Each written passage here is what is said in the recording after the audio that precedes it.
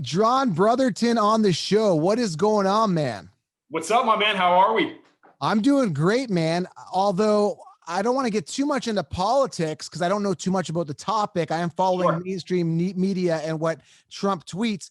I mean, what is going on in the States? You guys are under fire. It's been crazy. That's all you're talking about is the election right now. It has. It's been an uneasy, day, so to speak, and uneasy times. But I just look forward to the day that no matter, the division between us, we can come together, whichever side of the aisle you're on, and realize that we are much stronger as one, and that there's much more power in loving each other than, throwing mud at each other. I'm blessed to be, a citizen of this amazing country, and, I'm still grateful for that. I love people on both sides of the aisle. That's the truth. So for me, it's about loving each other and coming together, no matter what the times are. Well, you and I met through fantasy football. I guess I had contacted you or somehow, or Yeah. I knew you were into fantasy football. And I literally have just been easing up on the content just for the past couple of days because I don't think anyone's going to listen to what I'm saying. They're so focused on this election. I know a lot of people are. By the time I release this, maybe there's a decision. Who knows? But I just wanted to say it's been crazy there. Now, a lot of people don't know this, and I didn't talk about it so much in fantasy, but I'm actually based out in Canada.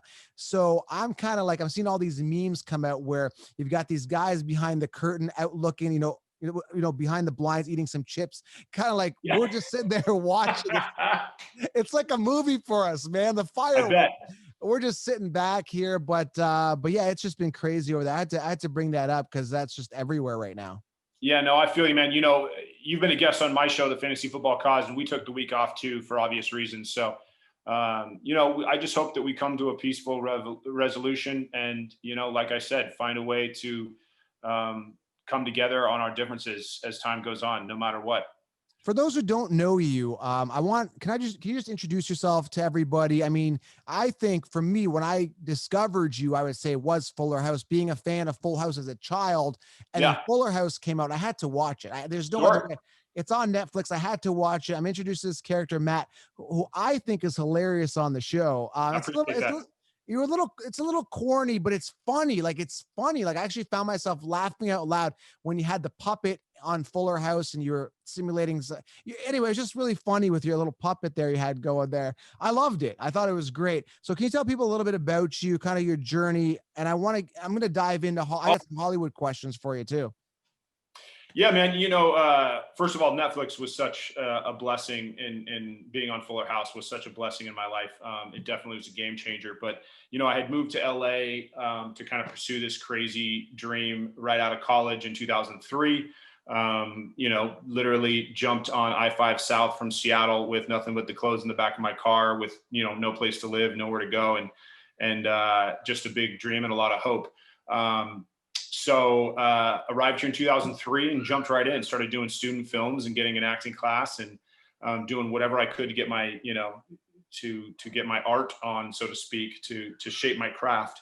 And, it was a slow burn. From there, it starts small with commercials and a guest spot. And then my first real role that paid the bills, so to speak, is I booked a contract role on One Life to Live, which is a soap opera here in the States. Which was awesome. Moved to New York, got married to my wonderful wife that I've been with for 17 years now. From there, then it was a journey of bopping around. I've been fortunate enough to work kind of in all corners of the business, something that not every actor gets to say, but I feel very grateful. I've done, big action flicks like Furious 7, thrillers like The Conjuring, bopped around a lot of guest stars on TV, got to do some fun things there. Like I was killed by Dexter. And then no doubt, Fuller House was a dream job that I spent the last 5 years working on with just amazing people, amazing, cast and crew, amazing production company, working at Warner Brothers lot every day, an amazing distributor like Netflix. All of it was just a dream come true. And then working with, puppets like, hello. That's Oliver, right? Like Oliver. Yep, totally. So he was, hi. Yeah, no, man, it was a blast. My kids love this thing. In fact, my daughter heard me talking in the background. She had to go get it out of my closet. Fuller House was so fun because it was a live audience situation. God, I just got out of the gym. I'm still sweating. But performing in front of a live audience really brought me back to when I fell in love with acting. Like back when I was, young. I started going to drama camp when I was, 10 years old during the summer. And performing in front of a live audience was such a rush. It was like being an athlete, because I was also an athlete, but it was like even more. You could interact, you could control the crowd in such a way that it was such a rush for me that I loved. And you can feel your performance come to life by the gasps in an audience, or the silence of an audience, or the laughter of an audience. And then fast forward through TV and film, you don't do that much. And then you get back on a sitcom where it's a live audience show every Friday night, and getting to be silly and make people laugh in front of a live audience. Not only a live audience, but a live audience that is so excited to be there. We had fans from all over the world, flying, wait in line sometimes 24 hours to get, they'd be waiting in line all night long at Warner Brothers to get in to see us perform live, with the most gracious, giving, humble cast I've ever worked with. I mean, it was just like we were a bunch of best friends making people laugh. And it was like, what a joy. It really was such a joy. And it was the time when I was raising kids. I'm still raising kids, but they were of the age where it was really special for them as well. Like, they would kind of grew up on the set of Fuller House, coming to visit Daddy, and those Right. years, that how fun it was for them to, sit in the audience and, watch Daddy and his friends make people laugh. So it was just a huge blessing, man, and a ton of fun. It was, just a dream come true. Right. This show is about fitness, entrepreneurship, and sports. And I think you encompass all those elements. Some people watch this like, well, why do you have an actor on? Probably that's what they're thinking, because I think that you encompass all of them. And I'm going to touch upon all of them, guys. So if you want to hear about sports, Sure. we'll get to that for sure. So I got to ask you, when do you think, you hit that point where like, damn, I made it, And not only that, you probably haven't even peaked yet. Like, do you want like a Denzel Washington type role? Are you looking to aim for the stars? I mean, you've done really, really well. And I understand how hard it is to be in Hollywood, period. Not only have you done that, you've been on a top show, you've done some great things already. But when was that point, number one? Yes, I've made it. This is good. When was that? Was it Fuller House? Was it before? When did you feel kind of You know, fulfilled? it's been a long kind of grind. So it's not like I had one aha moment. I can tell you the first time that when I booked One Life to Live, and I got to tell, when I was like bartending and waiting tables, and I got to tell my boss, like, I'm out. Sorry, I'm moving to New York this weekend. Like, it was literally overnight. That was a pretty cool moment. But, since then it's been really, I've always gauged my success on, can I feed my family with my art, right? Like, it doesn't matter how your, celebrity status or any of that, because, careers like this go in waves, and you'll have great years and years that you're fighting. And so for me, it's always just been about, can I take care of my family? That is how I measure my success. And so, it has been, there hasn't necessarily been that one moment, except, like I said, early on in my career was that. A fun moment for me was I took my first paycheck from One Life to Live, and I cashed it, literally cash, and went down to the Diamond District and bought the diamond that I, put in an engagement ring for my wife.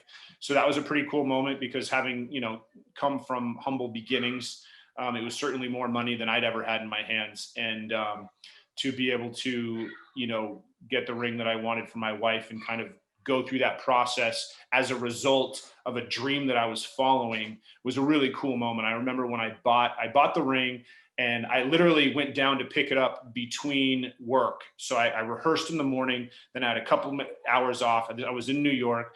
I went down on the subway, purchased the ring. They gave it to me in this little like envelope thing, and I had it in my pocket on the subway. And I remember keeping my hand like on the outside of my pocket, holding this thing like tight against my body, and just like feeling, holy cow, I can't believe that I'm able to do this right now.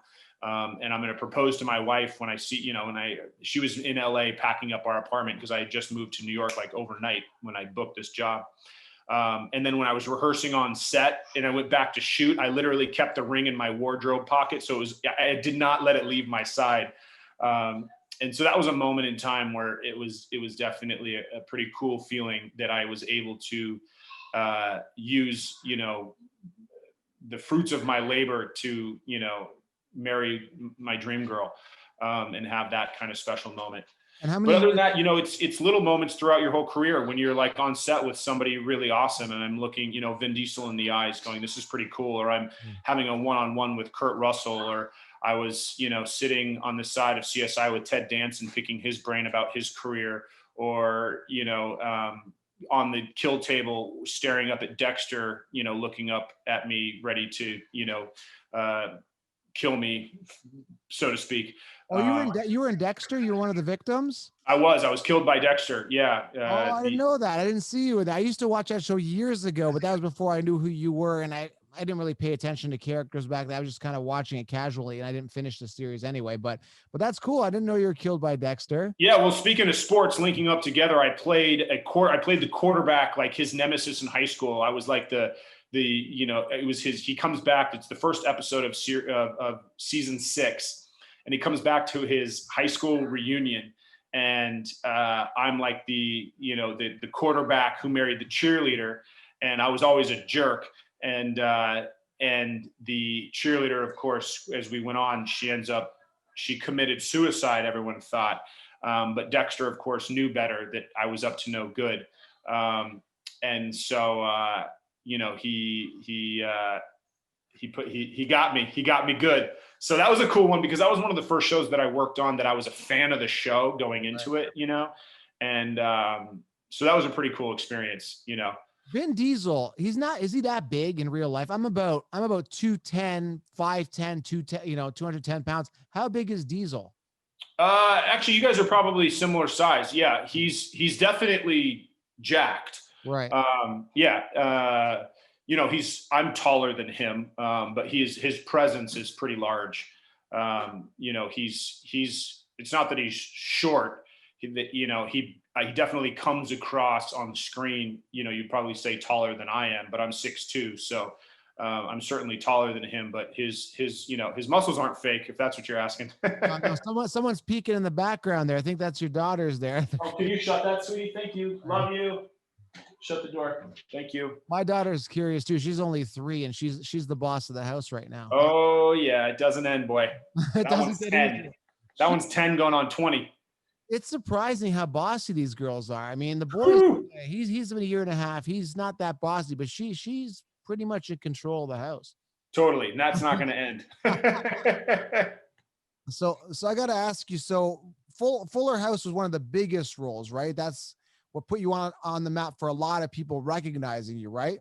Would you say? Yeah, I mean, it was as far as being consistent, right? So I was on it for 5 years, and it was, at one time, we got word we were the most watched comedy in the world.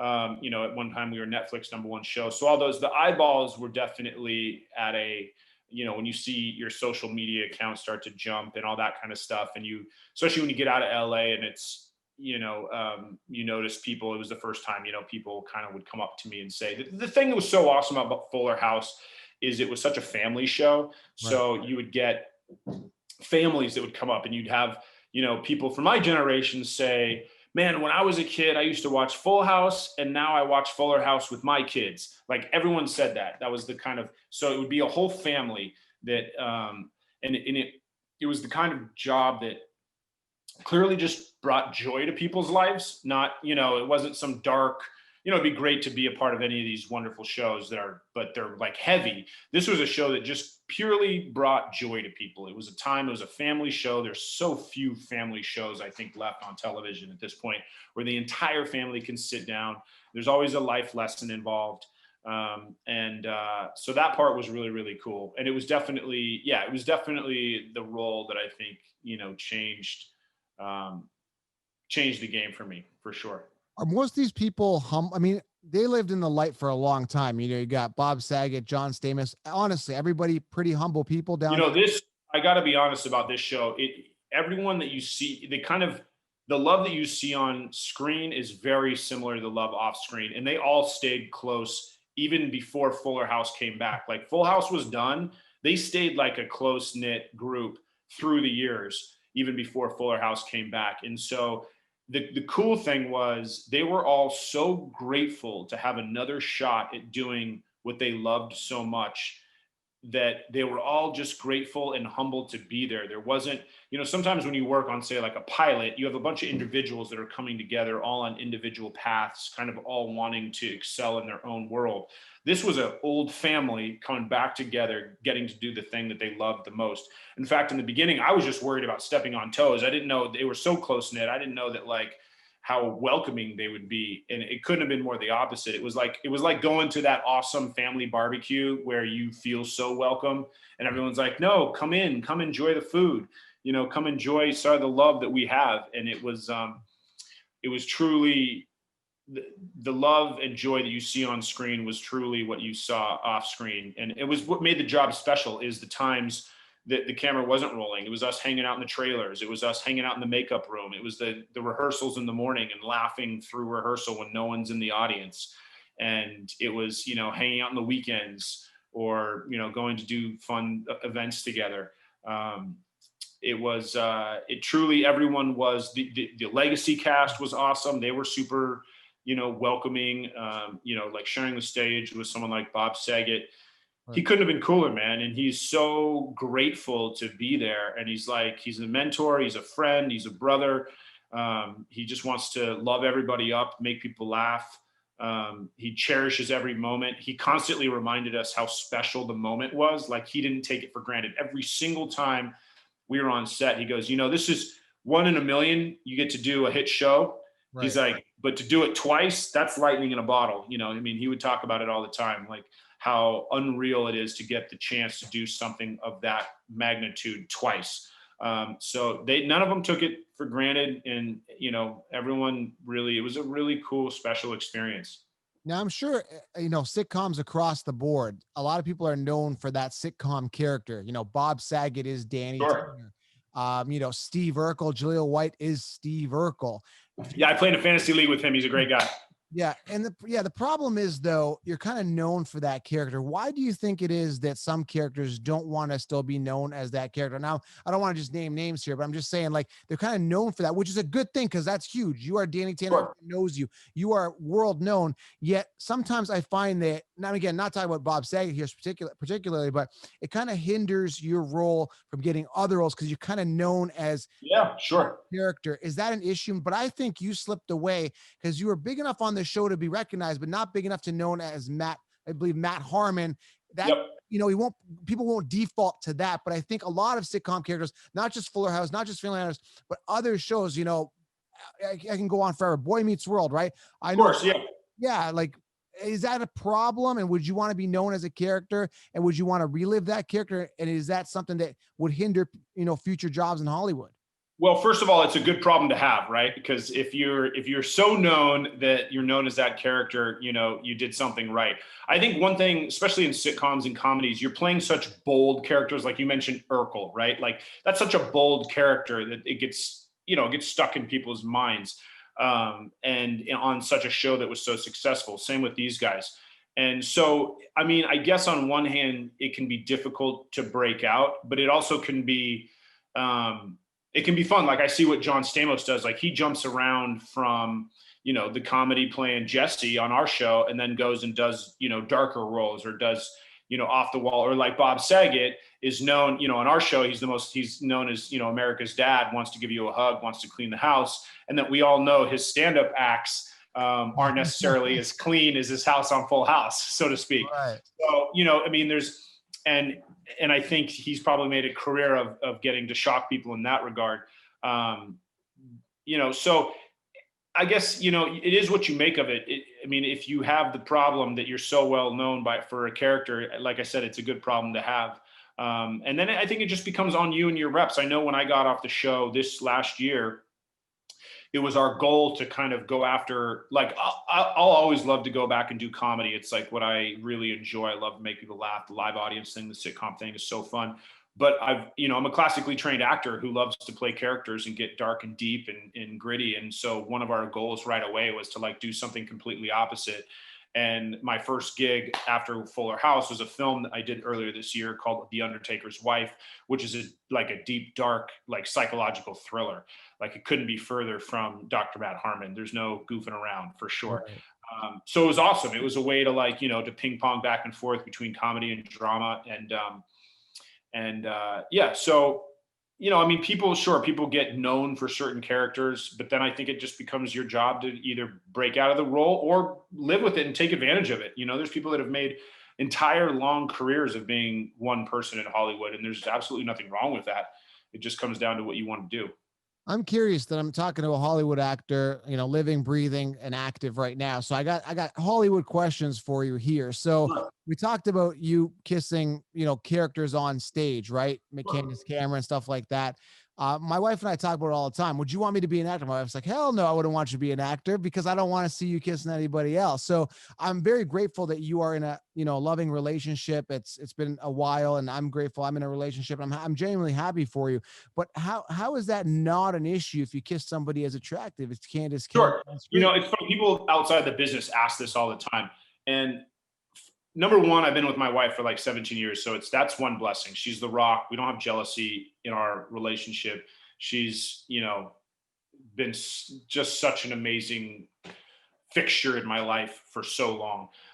Two, she was an actor at one point, and so she kind of understands it. And I think more importantly, like being on set or having her around on set, you realize like what a job it is. That it's not as romantic and fantastic as you see on screen. On set, it's very technical. It's very, you have a crew of 40 or 50 people around you, holding lights, doing this, touching up makeup. One of my first jobs where that was a thing was on One Life to Live. I played a character who ended up getting married on the show, and we had on a soap opera, you have a love interest, but it literally couldn't have been, less romantic off screen, right? Because first of all, you're rehearsing with this person every day. They just become like a buddy of yours. And then when you're shooting, you have this director in the sky because they're in the booth and they would like be like, hold. And then, hey, John, can you move 2 inches to the left? And you're blocking her right eye. And John, can you push her hair out of, off her forehead and then move your hand down here? And like, I mean, it was so technical Right. that, there's not, and then especially, so it really is a job. I know that sounds cliche, but it truly is.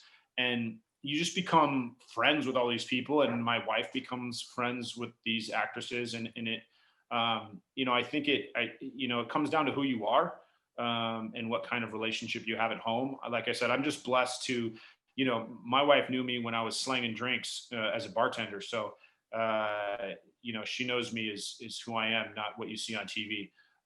And it just having a stable relationship at home, I think, is the most important part. So what is, you have such a high turnover and such a high rate of divorce in Hollywood. What do you think is the biggest problem? If you get to the root of it, is it lack of communication? Is it narcissism? Is it just finding the next big thing? And what do you think is it a combination of all these? Why do you think so many Hollywood relationships fail?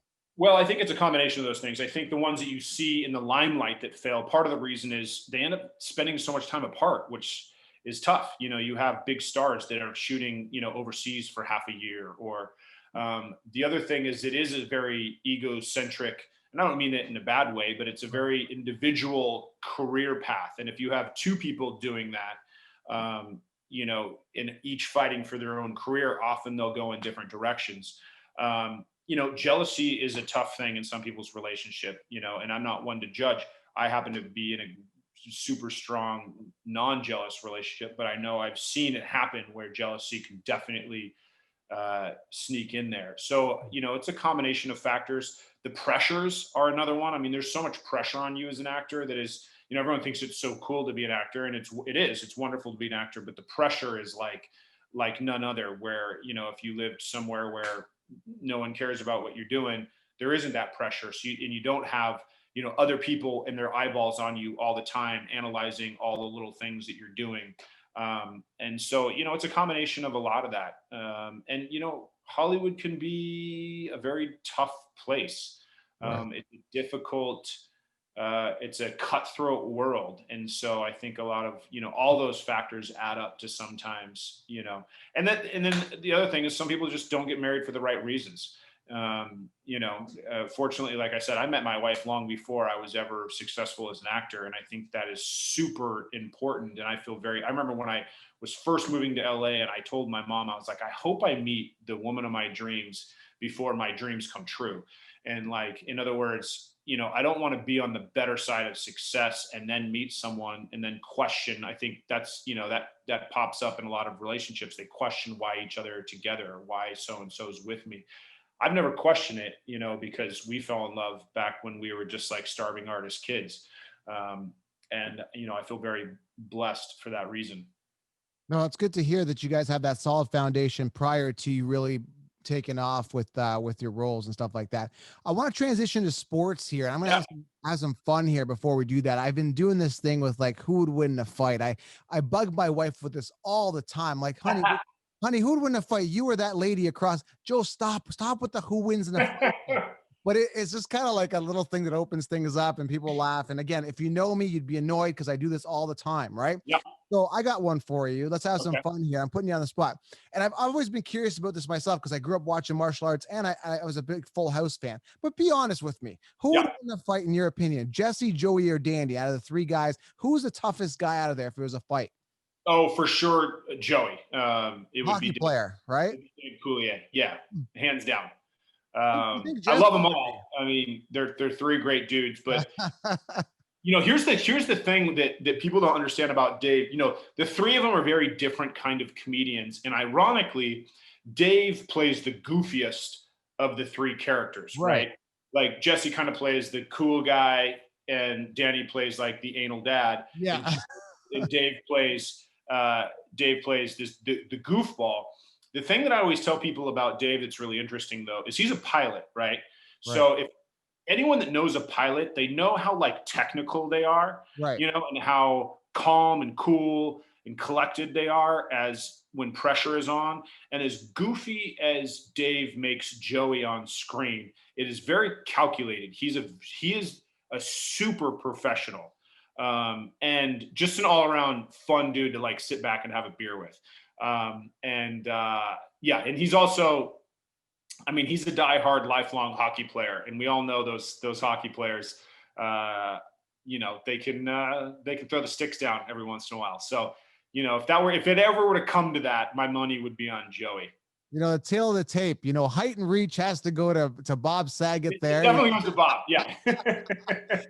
Power and endurance probably with Joey and Jesse. I don't know, man. Float like a butterfly, sting like a bee. Maybe elusiveness goes to John Stamos there. I think he'd just charm you to sleep. Bob would pull you in for the hug, and Joey might catch you with the left hook. I had to transition over to sports somehow, but what is your fascination? Where did your passion for sports come in? Because again, you're crazy about fantasy football. You love Yeah. it.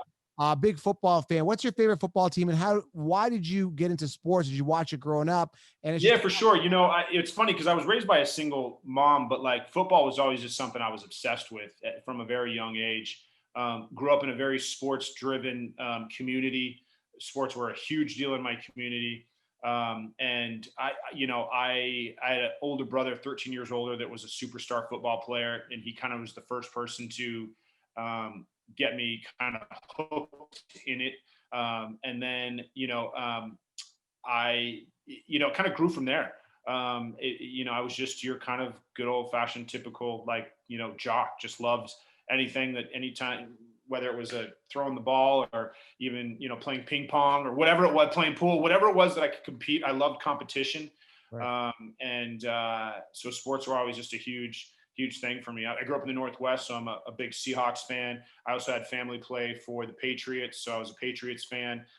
Those roads crossed for a Super Bowl, so that was kind of crazy.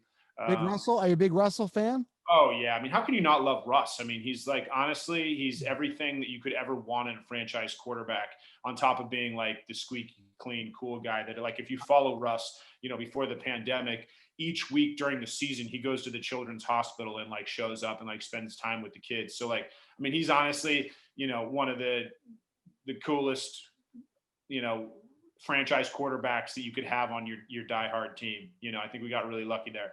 So I realized I got something that you want for sure. So I got into fantasy. Before I got into fantasy, I came up with a fantasy frame, which was like a league prize. You put your sports cards in of your fantasy team, you engrave it, and it's like a cool Oh, that's frame. cool. Yeah, it was like kind of the idea. It's kind of like my door kicker into fantasy industry.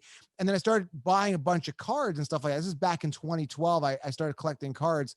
And then I didn't know this until like a couple of weeks ago. I go back and look through my old collection, and it's preserved. It's in hard plastic. I got two rookie cards. Russell Wilson. I got a signed Russell Wilson serial numbered card. I think it's like 50 out of 99.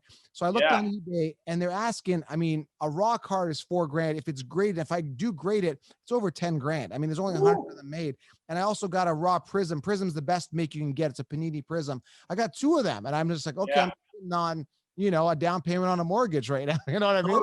He's going to win the MVP this year. That'd be time to cash in on that one. I'm going to hang on to those, and I hope he wins MVP. He's been looking rock solid. And just sometimes you don't even realize what you got in your closet till you open it up. Totally. Man, I'll tell you what, he deserves it. To find out that he's never received an MVP vote before this year, I think it's going to inspire everyone to vote for him, which is they should. And B, I mean, like, talk about a guy that carries his team. And like, listen, I'm a huge Patrick Mahomes fan.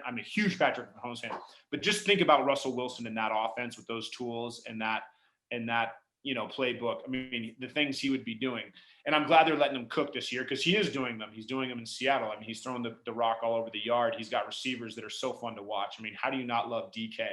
And to be the 10th receiver off the board in his draft, he had guys like Andy Isabella and JJ Osei-Whiteside, guys that you're like, wait, what? They went ahead of DK Metcalf?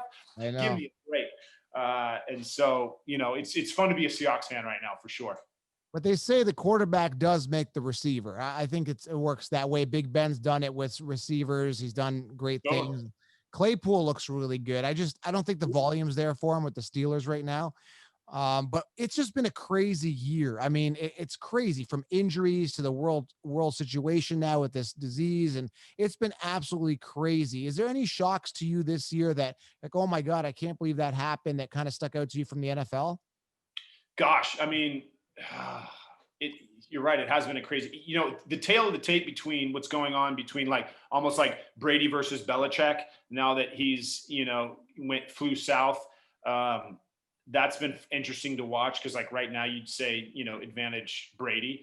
I think there's a lot of circumstances that have made that. Brady also walked into an incredible situation, and the Patriots, are a shell of what they used to be, especially with all the players that opted out at the beginning of the season. So it kind of was set up for Brady to be successful this year. But you got to give it to him, the fact that he looks great, man. He doesn't look your traditional 43. He's slinging the rock all over the yard without a problem. And he's throwing it deep when he needs to. And so that's been fun to watch. It's been crazy in fantasy. I mean, over half of the first round draft picks have been hurt, which is, it's been devastating to people. And there's just been so many, question marks in fantasy this year. So that's always, and there's always, that's what's fun about fantasy, is the draft's one thing, and then after that, you got to play the wire and do the whole thing. So many busts. Like, I mean, Eckler to Michael Thomas to Saquon. I lost Saquon. I can't believe Saquon Barkley, Christian McCaffrey being banged up, Nick Chubb being banged up, George Kittle, Nixon. I can go on forever, man. It's been absolutely insane. I mean, who in the first round has gone untouched? Maybe like Clyde Edwards-Helaire, but he's not even necessarily, and I love him. He's on a bunch of my teams, but he's not necessarily living up to what people, just because he hasn't got the touchdowns, right? He's only got 2 on the year. So like, although he's got 2 called back, he'd have 4. Right. But, other than that, like, what other first rounders really have been untouched? I mean, even Dalvin Cook missed a couple games. Adams missed a couple games. He was a late first. Adams missed a couple games. I mean, literally every single first round pick has been banged up, and it's, it just goes to show you got to keep picking right after that first round. I'm really disappointed about Jonathan Taylor. I just did a post right now on I know really like, who the heck is Jordan Wilkins? Why is he, like, come on, man? Like, why? I mean, play Jonathan Taylor. And it just bothers me that these guys don't get opportunity. I'll give you a perfect example of that. Rojo, you go back a couple of years, he was endorsing the Counselor brand. I actually met him. He's like, this show is brought to you by the, Fantasy Ball Counselor, brought to you. This is Rojo. Like he was endorsing the brand. I was excited to have him on. It was supposed to be a huge breakout year, and they kept running Peyton Barber. And as you know, if you follow my brand, Peyton Barber sucks. And that's what I say all the time. And they wouldn't give up on Peyton Barber, and finally got the opportunity. He's doing okay. He's doing good. But again, I just hate when players are really talented and they get hindered by the situation. It bothers me. I know it's tough, but it is, it just goes to show how important this is. Because look, he had 300-yard games in a row, and then Fournette comes in. Now, I get why they're splitting the carries between them. They're trying to keep their guys healthy, but it just shows how important opportunity is. It's like when Fournette was sidelined, Rojo had the opportunity. He put 300-yard games back to back to back. I mean, who else has done that in the league this year? And then Fournette comes in. They're still winning, but now each guy's putting up 50 to 60 yards a game, and they're just trying to keep everybody healthy. But it goes to show you how important, opportunity is for these guys. Who's throwing the ball, the offensive line. That is something that I think is so underrated, look at Lev Bell, man. I mean, he was behind the best offensive line in the league for many years with one of the greatest quarterbacks, system, receivers. Then he goes to the Jets and you don't even hear from him. The only reason you hear from him is because everyone knows how much he's getting paid. Otherwise he'd be an afterthought. And then last week, what do you have? 6 carries for 7 yards and a fumble against his former team. He's a system guy. I think he's a system guy. He's a system of the Steelers offense. I don't think he's that good. I mean, everyone's a fit system of the Steelers offense. And I love James Conner, but look at D'Angelo Williams. Even when Benny Snell got his shot, right. He was balling out in that offense. I mean, I think it's a situation where, and I love running backs. We all love them. They're so fun to follow and root for. But they are products of their system. They're products of their offensive line. You can't be a great running back in the NFL with a bad offensive line. It just doesn't work, and so, it kind of is what it is. Well, you've probably been following my stuff. I've had it out on social media with a couple. Oh, yeah. Who would win the fight? Okay, so I'm going to tell you my background, Le'Veon Bell. Now, do you know much about fighting? Do you watch UFC, boxing? Did you grow up watching any fighting? Not much. No, not a UFC guy. If I'm with my buddies and it's on, then great. But it's not necessarily our family show around my household. So I don't know the guys. So why am I wasting my time asking you who to win the fight when you can't break down fight footage? But listen, I probably can't. My money would be on the professional athlete if I had to pick, but but I genuinely, in my heart of hearts, I know this with absolute certainty. If you get me the right training, just get my cardio up. But my cardio's got to come up. I could 100% beat Le'Veon Bell. The guy's a pretty boy. I don't think he's ever been punched in the face. Maybe he had street fights growing up. Who knows, right? We all got our fights growing up. He's never had any competitive type of training at all. So if there's a charity of his choice, I'm willing to fight Le'Veon Bell. I'm down, man, any day, anytime. And I've been hit in the face. I've done 2 MMA fights, mind you. I didn't do great. I was 1-1. I've had kickboxing fights. I've done a ton of sparring. I've got punching bags. I'm constantly sharpening my tools. So I'm ready to go. Let's get that charity going. So who would win? Who would you put your money on if I had the right? You have to see both of us in our training, right? Before you put your money down. Man, no comment on that one. My gut would tell me I would take the professional athlete over the podcast host, but I would hate to insult you on your own show. Hey, listen, I got a little bit of chub around. He actually said I was fat in one of his videos. Like, who's this fat guy coming in to take me on? Listen, you know what? I think you win because they comment on you, right? I mean, right off the bell, you got it, man, because the fact that you draw them in, you go fishing for these guys and then you hook them and then they find the need to snap back at you. I mean, you've already won. You don't need to enter the ring at that point. What is it with them? Don't they realize I'm an entertainer? Don't they realize that I'm acting? Don't they realize it's fantasy football? They take it so personally, and it's such a sensitive thing. It's because the mainstream analysts in my industry don't really come out and say stuff like that. So when you have somebody, an analyst, a commentator, a guy that's verified on Instagram saying, "Hey man, you suck," I guess I kind of understand it, but they take it to another level. They get genuinely upset. And even when I DM them and say, "Hey dude, I'm acting," then they still get upset. They block me after. I'm like, dudes, relax. Right. You know what I mean? No, man, I get what you're doing. You're the shock jock of the fantasy football world.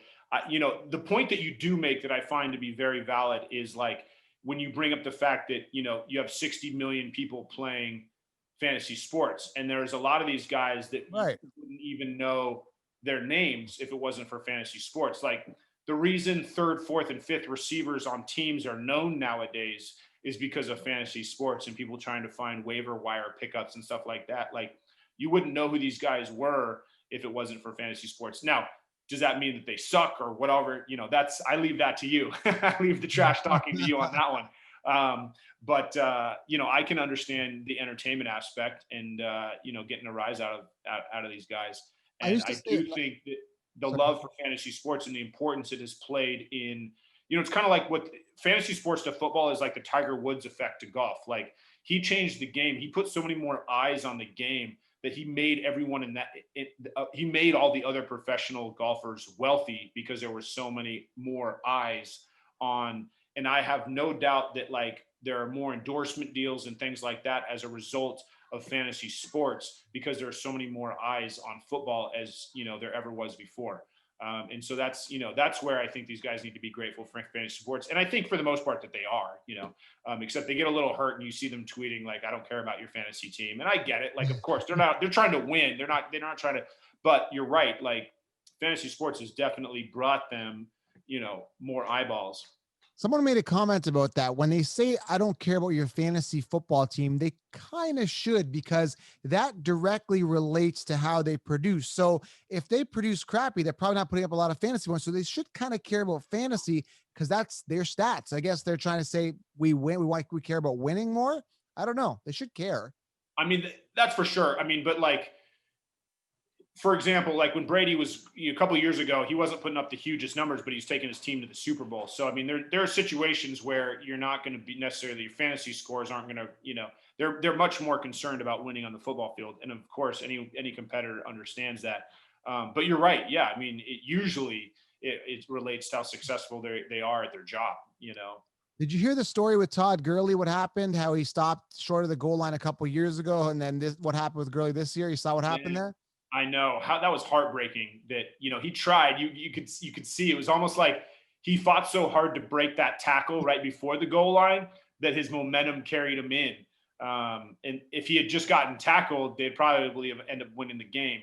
But both you and I have him on different teams. So, we were excited that he scored from a fantasy perspective, but it was heartbreaking to watch. He tried with all his might to come up short. Well, I have a story about it. Let me explain a quick story. So it was a couple years ago when he actually did stop short purposely and screwed a ton of fantasy teams. And I went online and I ripped into him. I called him an a-hole. I don't know what I said. I said he's an ass basically for stopping. What a sucker he is, even though he was doing the right thing stopping for his team. This is a couple Yeah. years ago. And then I get my DMs blowing up saying, Joe, you're on TV. I'm like, what do you mean on TV? So they did a documentary on, I think it was on Showtime. There was a show called Action. It was a sports betting show. And they're talking about crazy people and how they're crazy about betting. Seriously, it's a true story. It's called, I think I'm episode 3. And they took a clip of my YouTube channel where I said something like Gurley's an ass. And they took several clips of that and put it in there into that show. So this was something that stuck in my head. And then when he actually went in, you saw me doing the dance and celebrating the fact that he actually scored for fantasy purposes. So Right. You but, motivated him. yeah, definitely. So he cares about fantasy now by the looks of it, which I Yeah, for know. sure. So yeah, I want to talk about your physical fitness here, and then we'll kind of wrap it up here. But and especially acting, because we see a lot of actors like Christian Bale, a lot of phenomenal actors, Matthew McConaughey, guys like that have to go down to a role and they got to lose a lot of Yeah. weight. Do that. For you, first of all, what do you do to keep in shape? That's my first one. And have you had any roles that have that demand on you where you got to maintain shape? So for example, Fuller House, you're there for 4 to 5 years. What if you started just binging on Twinkies for a month? Is there something, or does something control you from doing that? Or is it just personal preference? Like what if you did, gain 100 pounds by season 2? Who is telling you, John, no, you got to get back in shape? How does that work in Hollywood? Well, look, a show like Fuller House, it wasn't that they were having like there was enough physical demands on me. Um, I put that pressure on myself. That like that's obviously not necessarily just who I would want to be. Now, I've been involved in roles like when I was on One Life to Live. they literally would say, okay, in 2 weeks, you're going to, walk out of the steam room with a towel on, like, so be ready. So they'd be very clear about, you know, be ready to have a shirtless scene. And, so it really depends on the role. Fuller House, there was no one ever really, tapping me on the shoulder, talking about that, but it's just something, I enjoy, staying in somewhat shape and being healthy and all that kind of stuff. And my family enjoys it. My wife's active. So it's just kind of a lifestyle thing more than anything. But there hasn't necessarily been, a role where I say needed to get like really skinny or get really fat or something like that. Other than, like I said, when I was on One Life, our executive producer was very clear when we had, semi-naked scenes coming. So are these trainers available? Like, can they give you help? Is that all covered? How does that work if you need a trainer? Hey man, I've been slacking, I'm a little stressed out. Can you find me a trainer? Are they readily available on the sidelines offset? How does it work like that? Like I'm saying on Fuller House, actually, we were on stage 24. It was right next to the Warner Brothers gym, which I loved because I would go in there all the time. There was trainers there if I wanted to use them. We did have to pay for them. They weren't under contract. Now I know some people, like if they're going to play some superhero, it might be worked into their contract that, they're going to be trained, for a while. I've got to do other cool training stuff. Like when I was for Furious 7, we had like weapons training. So that wasn't necessarily a physical like body thing, but it was like, this former Navy SEAL trainer, we literally had like arms training with him with real weapons and, doing kind of trick stuff. Yeah, no, but like with our weapons, like little stuff to make it look cool and savvy. Oh, okay. You could change your ammunition on the fly, things like that like someone who had been doing it for years would do. Being able to like we did this thing where it was literally like dropping your mag, and by the time your mag hits the ground, you've got a new one in lock, stock, and shooting without ever taking your eye off the barrel. Like cool little tricks that, I remember training for that film. Like we'd go on the weekend. This was when we were shooting out in Atlanta, and we had this giant scene where like we were, this big fight scene. And, it gets shrunken down on in the movie to like 12 seconds, but we spent, a long period of time choreographing all the different moves and shooting and all this, and it was pretty fun. It was like playing, grown up G.I. Joe. And so that kind of stuff is really fun, to do. So you look pretty lean right now. What are you doing to keep in shape? What type of workouts are you doing? Frankly, with the 2020 kind of quarantine situation, I got a home gym, kind of like you. I go out in my garage. I got the traditional. I love to jump rope. And then I've got, the pull-up bar and the mats and a couple of barbells and, go to town and, I create a circuit for myself and just kind of go, I try to do a little bit of a full body thing. And then other days I'll go for a run. Like that's kind of like my go-to, just like cardio. And before that, I used to be a diehard Barry's Boot Camp. I don't know if you've ever heard of it, but I used to go. It's all over the world now, but me and my wife used to go when it was just Barry. He had his little shop in West Hollywood. Now they've literally got locations all over the world. And that's just like a high intensity cardio training. It's half cardio, half weights, high intensity treadmill. And then you're doing a circuit training on the floor. Which I enjoy because after an hour you walk out of there just dripping sweat and you're good for the day. But whatever it is, I love the home gym. I've got a nice setup here. I just got one of those Airdyne bikes ordered. It's a Rogue Echo thing. I didn't care. I don't care what it costs. I ordered one. It's in the garage.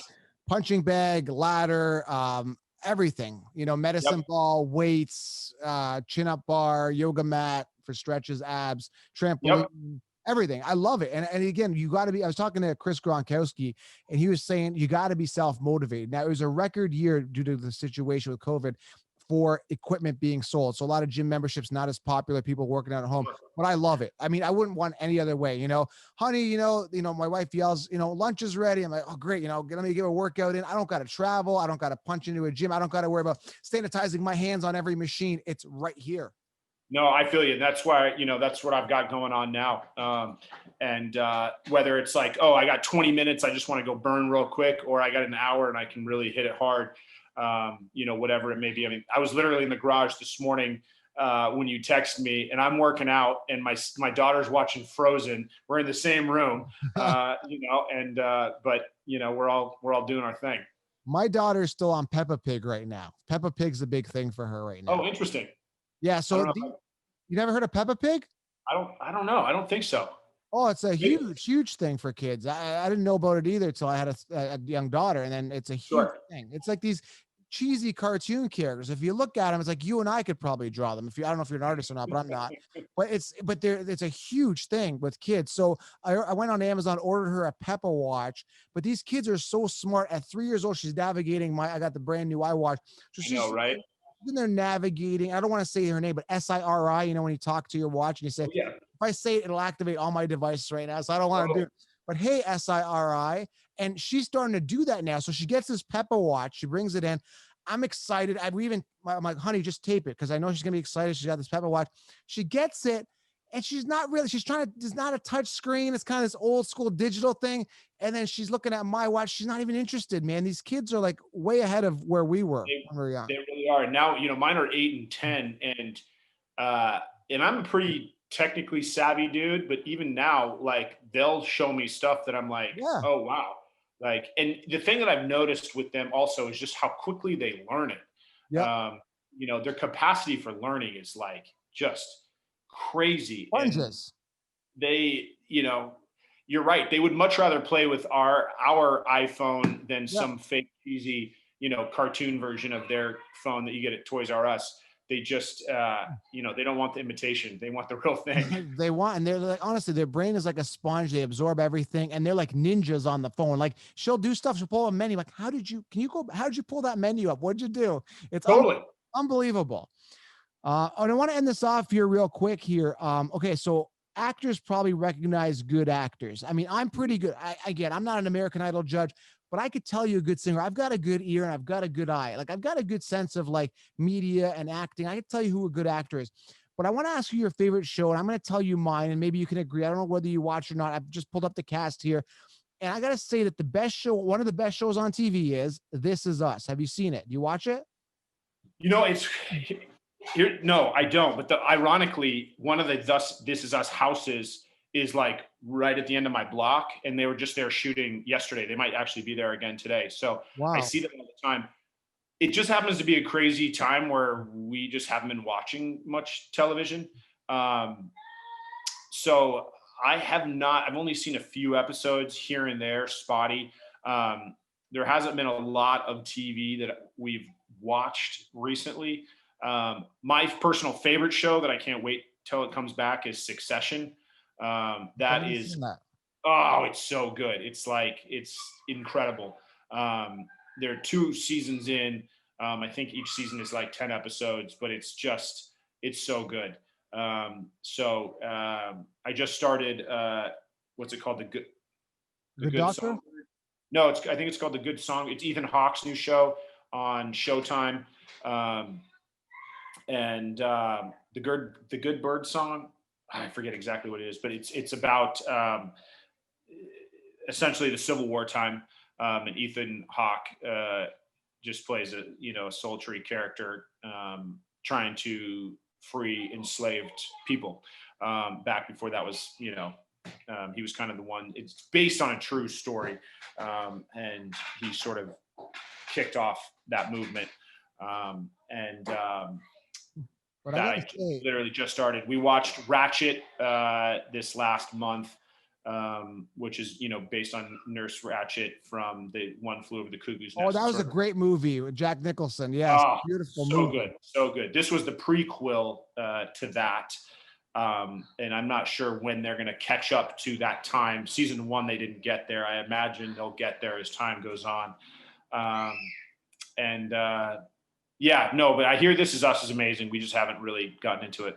But I got to commend him, man. I got to give credit where it's due. But this guy, Sterling Brown, the guy that plays Randall, in the show. I mean, brilliant actor, Mandy Moore. I mean, everybody in this show is just top notch. And I think the show is so good because it's relatable. They lose their, I don't want to spoil it for anybody, but there's a loss in the family, and like it's just so relatable. And I lost my dad. It just relates. And like their age is like ours, like they're guys in the late 30s, and like they go back, they do flashbacks, and it's like they kind of reference like the Steelers in the 90s. They talk about how they grew up watching Yeah. sports with their dad. So it's very like goosebumpy, relatable, and it's Nostalgic. And yeah, oh, that's what I hear.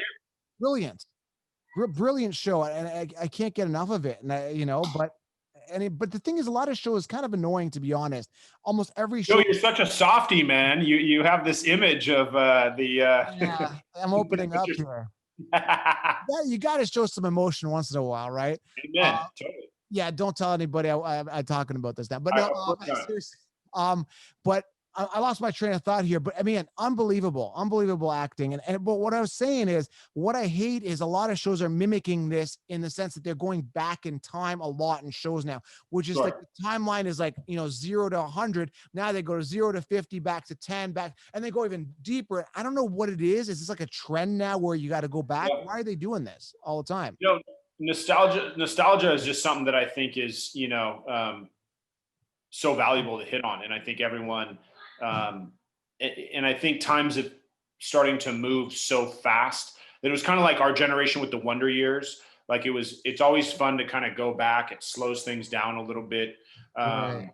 And to a time, that some people would say, where, quality of life may have been more what they preferred, or, a time that they remember, they have fond memories of.